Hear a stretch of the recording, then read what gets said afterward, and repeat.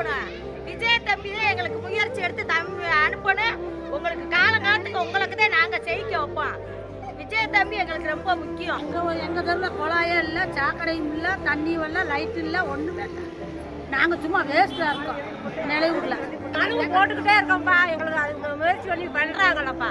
கேட்டு அப்படியே தூக்கி எரிச்சுட்டு போயிடறாங்கப்பா. நாங்க இருக்கிறதா இந்த ஊரை விட்டே போறதாப்பா. எட்டி தெருவுக்காரங்க நாங்கள் எங்கே தீர்வுமே கிடைக்கல. தண்ணி பிரச்சனைக்கு ரோட்டில் 10 வருஷமா தண்ணி குடிக்கிறதுக்கு தண்ணி வேணும். அதே கிடைக்கலன்னு அப்புறம் எதுக்கு இருக்கணும்? சார், நாங்கள் நிலையூரில் இருக்கிறோம். ஏடி காலனியில் கொஞ்சம் பேர் இருக்கிறோம். எங்களுக்கு குடி தண்ணியே வரவே மாட்டேங்குது. குடிக்கிற தண்ணிக்காண்டி நாங்கள் 8 ஏரி போகிறோம். ஆனால் தண்ணின்றதே வரல. லாரி தண்ணி மட்டும்தான் வருது. உப்பு தண்ணியுமே மேலே ஏறி வர மாட்டேங்குது. இதுக்கு மேலே தண்ணி போட்டு விட்டா உப்பு தண்ணியும் கலந்து விடுறாங்க. குழந்தைகளுக்கு பால் காய வச்சா பால் திறந்து போயிடுது. நாங்கள் கார் தண்ணி ஒரு நாளைக்கு 4 குடம் அந்த கார் தண்ணியத்தையே வாங்கி குடிக்கிறோம். 1 மாதத்துக்கு வந்தால் 4 மாதத்துக்கு தண்ணி வர்றதில்ல.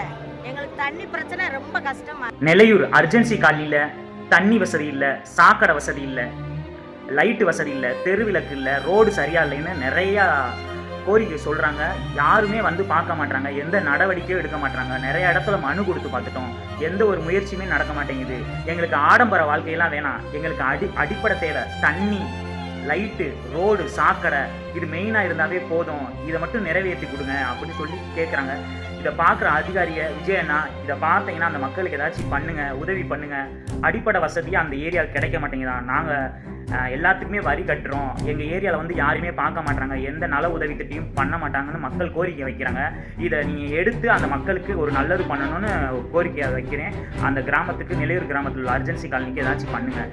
முடிஞ்ச அளவுக்கு இந்த வீடியோவை விஜய் அண்ணாவுக்கு ஷேர் பண்ணுங்கள், நிறையா அதிகாரிகளுக்கு ஷேர் பண்ணுங்கள். அவங்க பார்த்துட்டு இந்த மக்களுக்கு ஏதாச்சும் உதவி கிடைக்கலாம்.